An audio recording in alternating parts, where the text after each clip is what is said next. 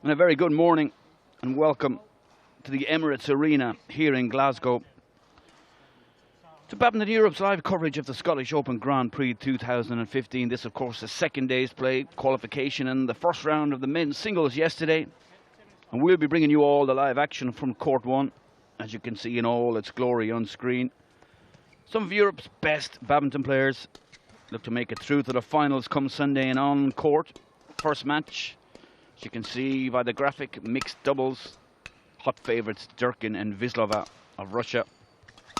Number 6 seeds for this tournament against this crack English pairing, Harry Arksey. And the returning Sarah Walker. Sarah returning from a year marred by injury and trying to fight her way back to top quality badminton. And we have a full day's lineup of matches for you here from Court 1. Continue with a mixed doubles between the French and the Scots, Adam Hall and Eleanor O'Donnell after this, and then the much anticipated women's singles, Kirsty Gilmore top seed against Julie McPherson in that all Scottish women's singles opening round. But for now we'll concentrate on this mixed doubles match in the fabulous Emirates Arena, of course, which will be home to the World Championships in 2017. And already the arena starting to fill up with some school children, plenty of schools invited here for the opening days and packing in to watch some top quality badminton as the players warm up. On screen, as you can see, school children. There's been plenty of badminton activity for all the schools here during the week. A badminton fair held yesterday in the Chris Hoy Velodrome next door to this arena. And it's the Russians in pink and the English purple and black backed shirts. Players ready to play. No head-to-head information between these pairs, of course, and the really this should be a routine opening round for the Russians. Nina Vislova, of course, women's doubles bronze medalist from the London Olympics, where she partnered Valeria Sorokina to that bronze medal. And partners on and off the court, of course, Vitaly and Nina. They've had an impressive run of form recently, the Russians. At the beginning of the Badminton Europe season, winning the Prague Open. And then last 16 at the French Open Super Series. A semi-final at the Bitburger Grand Prix Gold, a step higher than this Grand Prix here in Scotland. And a semi-final in Bahrain only a couple of weeks ago. And sitting inside the world's top 20. And it's the English without a ranking. And I'm joined here this morning by Ray Stevens again. Ray, very good to have you here. And I think, Ray, there really should be only one winner of this mixed doubles pair, this mixed doubles match. Thanks, Mark, and it's really good to join you as well, because super matches we had yesterday on the TV court, and I hope it continues.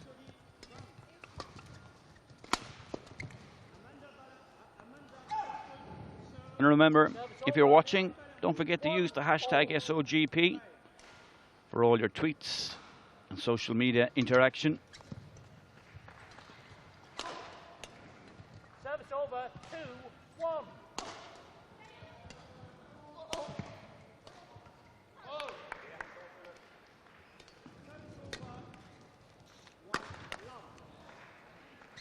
The Russian pair have been around for a long while now, haven't they, Mark? They're, Yeah, I think such an experienced pair, playing at a very high level. We certainly can call them veterans at this stage in their careers, but still play at an extremely high level. Service over, 2-3. It certainly has not been a good week or two for Russian sport in general, with all the breaking news regards doping, etc. But Vitaly and Nina, who I know pretty well, certainly Vitaly has excellent English, very well spoken in English. Nina has decent enough English, but a little bit shy when it comes to speaking it. But as I said, they are partners both on and off the court. So they're quite comfortable in each other's company, travel everywhere together. Service over. 4. One for the ladies. They'd do well to emulate Vislova, the way she can keep her racket up at the net and command that net. But So technically, you certainly wouldn't be showing videos of her. You wouldn't, but she's very effective, and you won't see her make many errors. No, that's for sure. Yeah, good vision from Durkin. Of course, Vitali, you can see by the strapping on his left calf, has suffered an injury sort of mid-year and really spent the whole summer trying to recover and get back in this important Olympic year. And you would expect the Russians to gather in one of those Olympic qualification spots. Always so difficult to qualify in doubles for the Olympics, given it's a 16 draw. You're guaranteed to have at least 2 Chinese, 2 Japanese, Danish pair, and all of a sudden now you're down to the last few spaces to get into the Olympics, and you have about 10, 15 pairs battling for the same spot. This is a pair that did quite well at the last Olympics, though, isn't it? They did they, or Adcock and Bankier went out to Yeah, the yeah. Russian pair? Well, they did, but I think that was an horrific Olympics for Adcock and Bankier. They played absolutely horrendously that week. Too much pressure. Yeah, I think a little bit too much pressure. They lost all matches, if I remember correctly. That's right. Yeah. That's right. They didn't have an easy pool of players.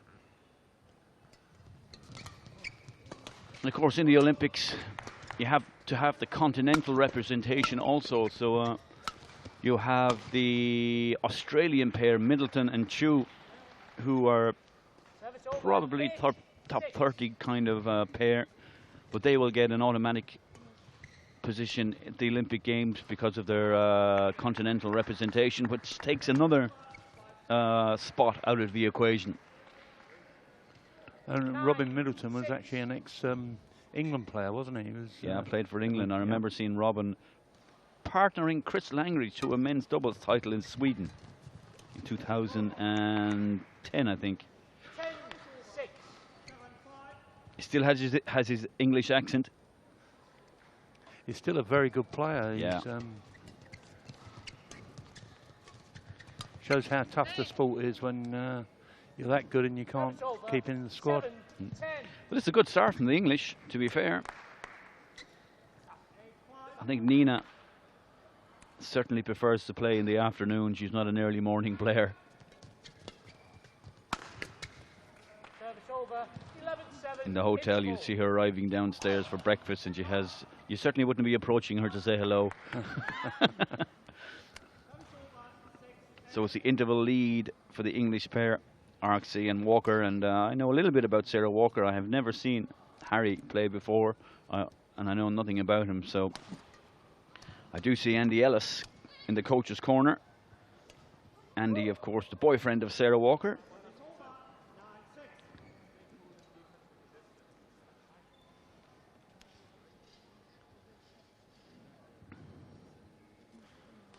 Call 1, 20 seconds. Call 1, 20 seconds. Harry, serve. Just a minute, Harry. Just a minute. 11-7.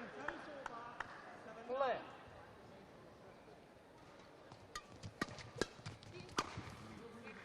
Nice smash into the body 12-7. from Arksey.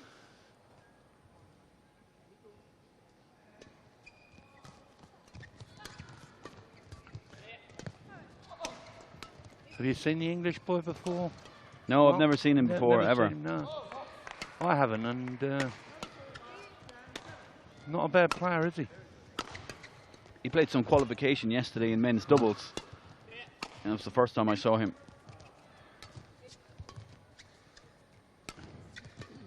Really quite steady and solid. Mm.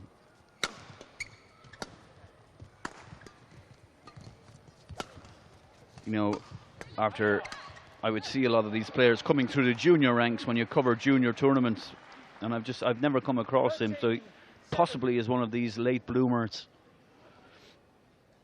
But it's a really good start from the English. Well, what I'm seeing at the moment, I'm quite impressed. Because Sarah's been around for a long while, hasn't she? Yeah, she's been around a bit now. Blighted by injury. A singles player,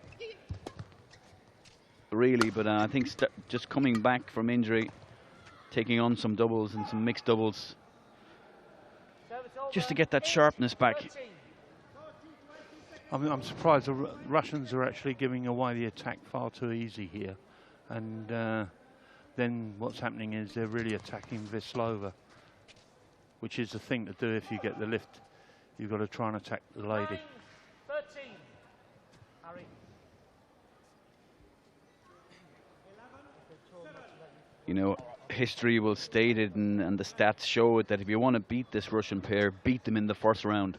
They tend to sometimes just be a little bit complacent, but if they get momentum, if they're still in a competition by the quarter-final, you can start assuming that they're going to really push for the title in any tournament.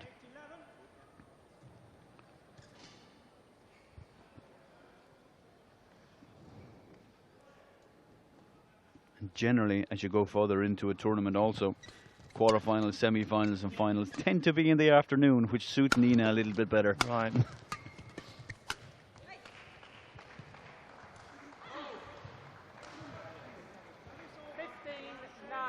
The lead that's developed is looking good for the English pair. Yeah, you'd certainly fancy them now to go on and take this opening game.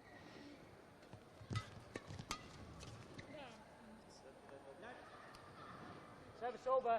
10-15.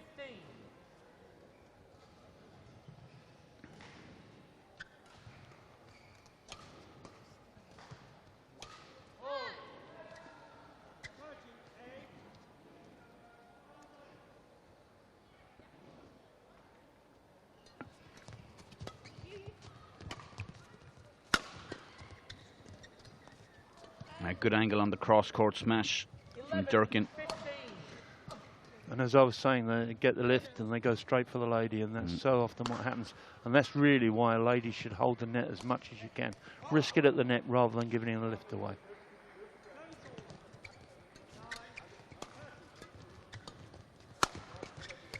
Super play. Service over.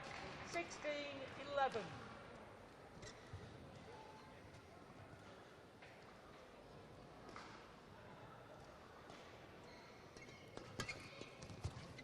The Russians must be seeded in this event, Mark. Yeah, 6 seeds. They're number 6 seeds, aren't they?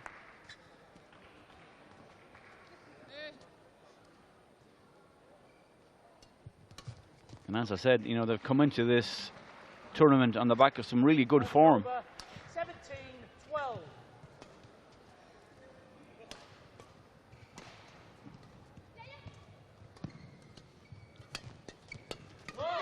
But sometimes also in a match like this, when you're an unknown pair, you know, it takes these established pairs just a little bit of time to figure you out, come up with a plan, and then put that plan into effect. All these established pairings are just so used to playing each other week on week. Oh, super from Durkin. 14-17.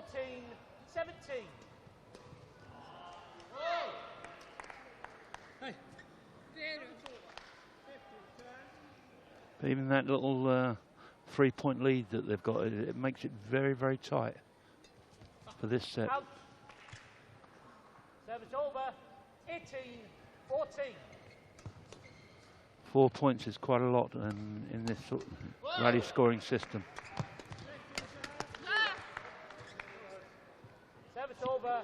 You can see Nina just starting to bubble a little bit and starting to get into it. A few fist pumps starting to come from her now, and that's the telltale sign that she's just starting to find a rhythm. Or in layman's terms, she's starting to wake up. Yeah.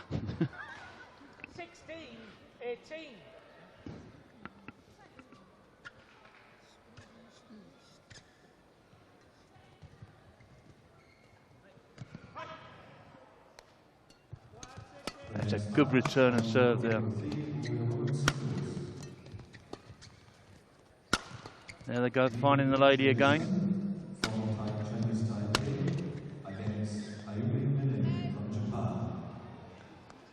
And in 17-18.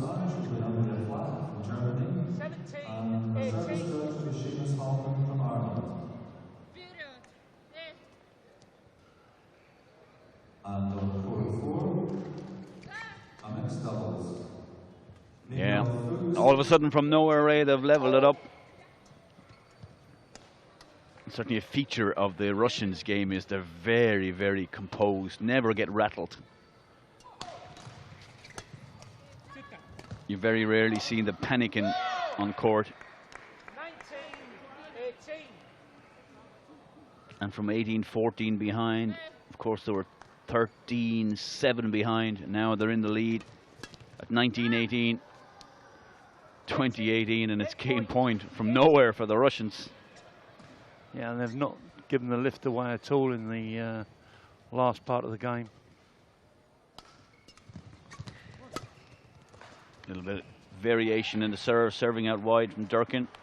Service over, 19-20.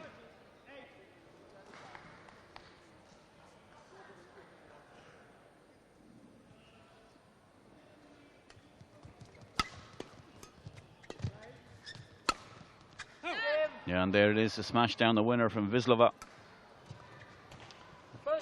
And really the English had that game in their pockets. They did, and there was gaps all over the place, except Sarah Walker just lifted that shuttle, and I saw gaps that she just could have played into where she would have got the pair onto the attack. Yeah, and probably a singles player's mind working against an out-and-out mixed doubles player. Absolutely.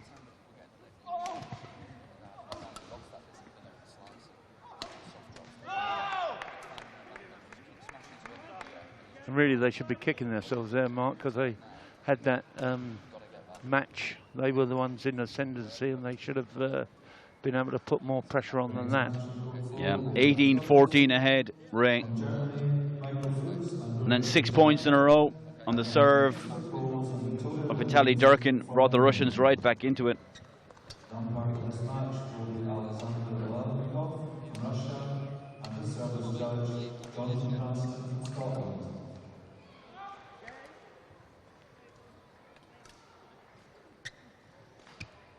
Second game, the ball, play.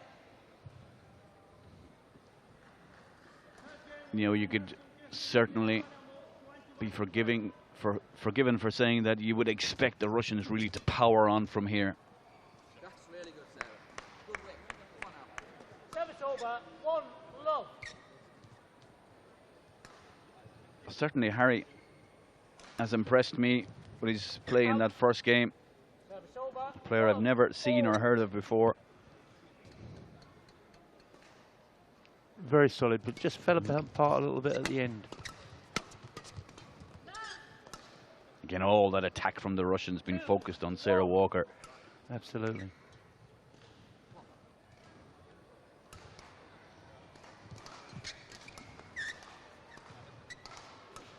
service over, 2-all.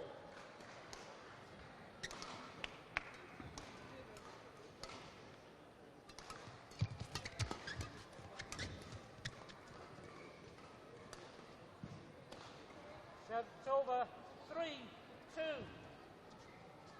Durkin reads the game very well. Really can exploit those open spaces in behind when the opportunity presents itself.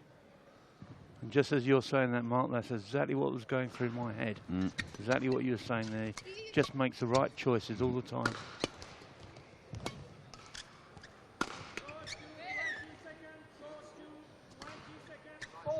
And even to the point of that smash, it was right on the right hip, which is a classic place to hit a person. He's really picking the spots to hit.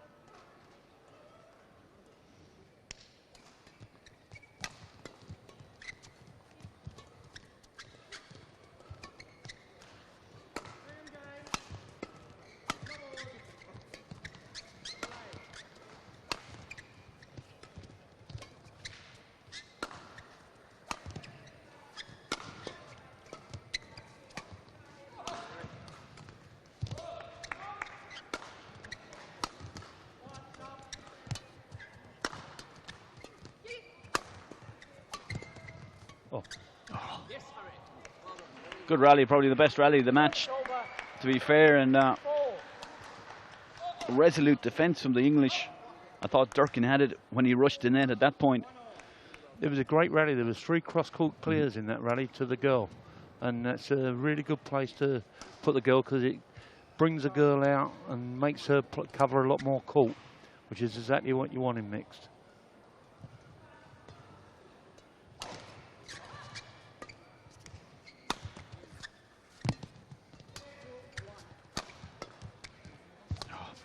There's that vision again from Durkin. Service over. 5-3. Vitali actually looking very, very relaxed.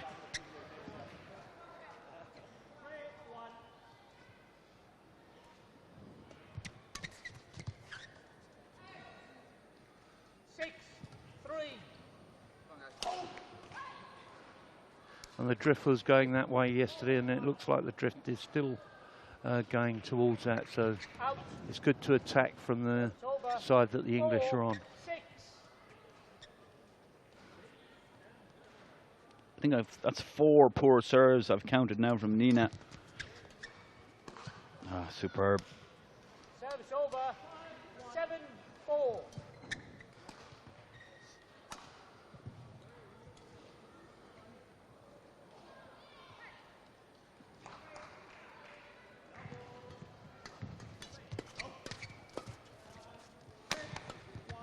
False. 8-4.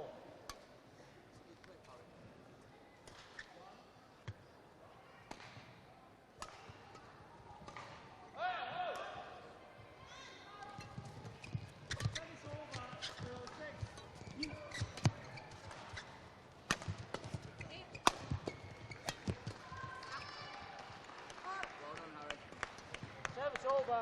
5-8.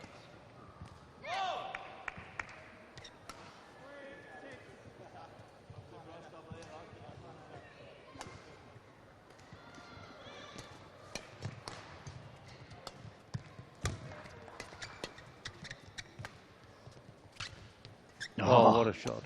What a shot. Service over. 9-5. Little pulled cross court drop.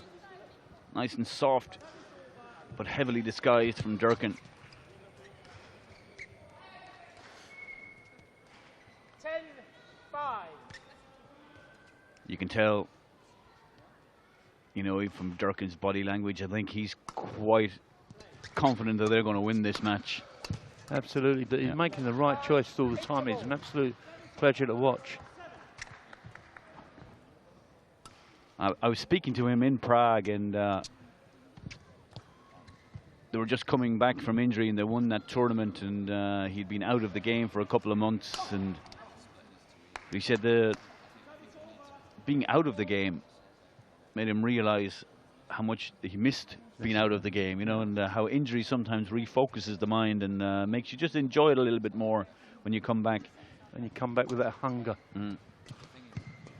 And it was, you know, a hugely important time to come back with that hunger at the really, you know, the business end of an Olympic qualification campaign.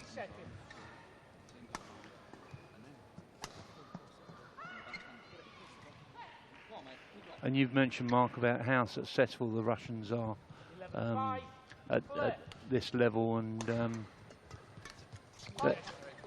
they win, they get used to winning, they expect to win all the time, and that's a fantastic attribute for a player. But this Russian pair particularly, they're just caught in that gap between too good for circuit and just not quite good enough to be challenging the top players at Super Series level.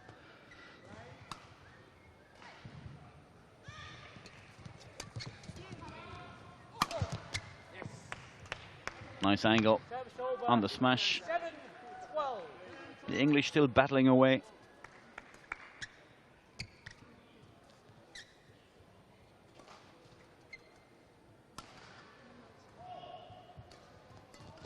Fault. Service over. 13-7.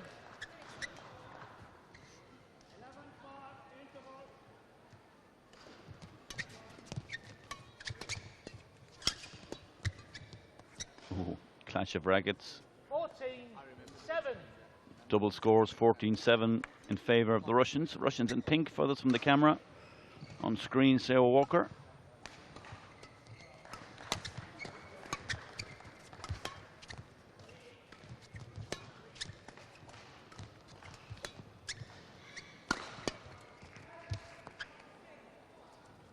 Service over.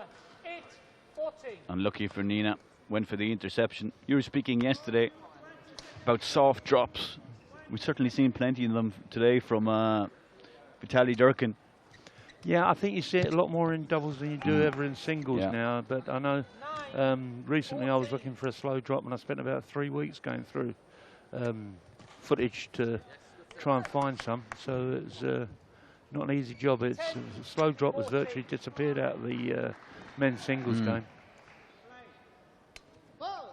Service fault called. Service over. 15-10. Shuttle was out, but I think the service fault call was called at the same time.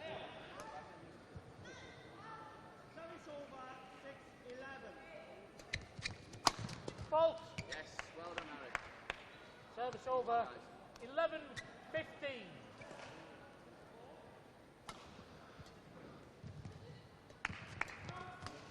That's a good serve, that serve. 12-15. As a coach, you're so often sitting behind a court and on the tight points, you're just asking for that player to put a good serve in.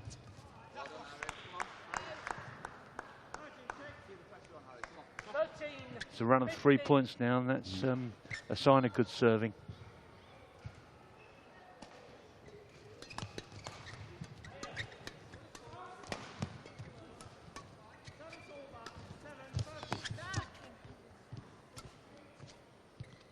Service over. 16. Again, it's Durkin who has the uncanny ability just to exploit the space.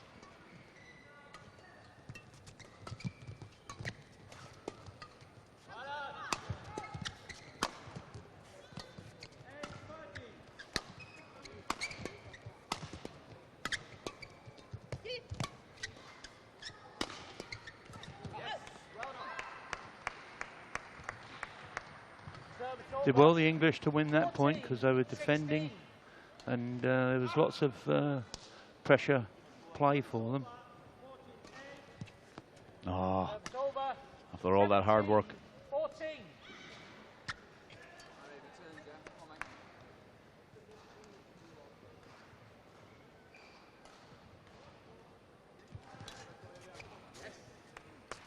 Service over.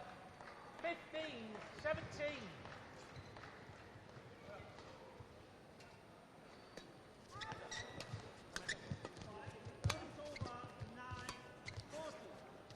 Oh, the Russians shouldn't have got away with that point. Service over. No way. 18-15.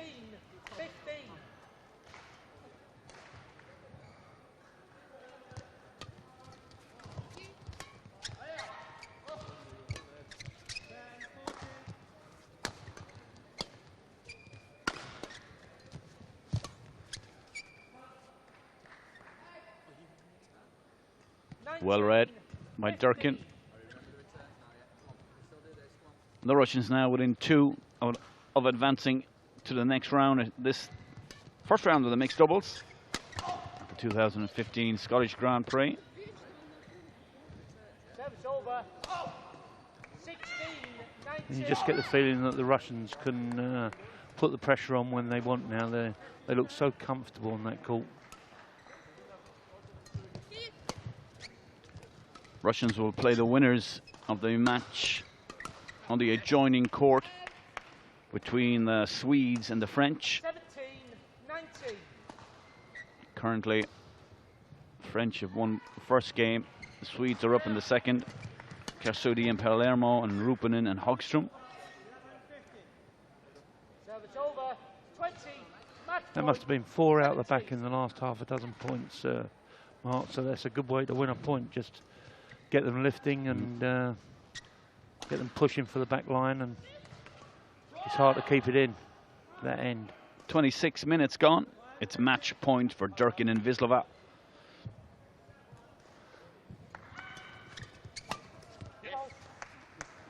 quite a short time for a match, isn't it? 26 minutes, it seems. 20.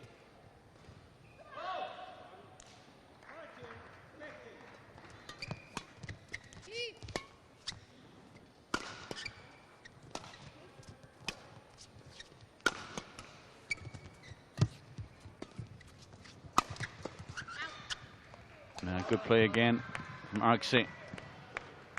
Battling away the English, and I expected the Russians to walk away with this in my opening comments, and it certainly has been an encouraging performance from the English. Now I still think Vislova and Durkin are playing well within themselves. Yeah. But 3 points in a row. I've been very impressed with Arksey. As they get to the pressure points, the Russians pile on the pressure. Yeah.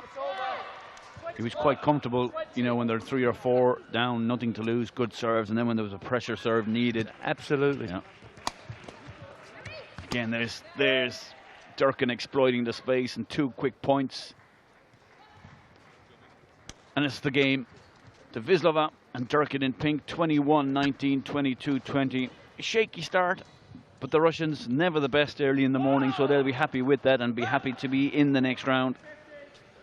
Very good, solid performance from Arksey, though. I was quite impressed with him. Yeah, and a smile on the face of Sarah Walker. You know, Sarah's coming back from injury and happy to be back, and great to see her back. So we'll take a very, very short break. And don't go anywhere, and we'll be back momentarily with further live coverage from the Scottish Open Grand Prix. And the next round will be another mixed doubles. And that match will be between Mittelheiser and Fontaine of France against Adam Hall and Eleanor O'Donnell of Scotland.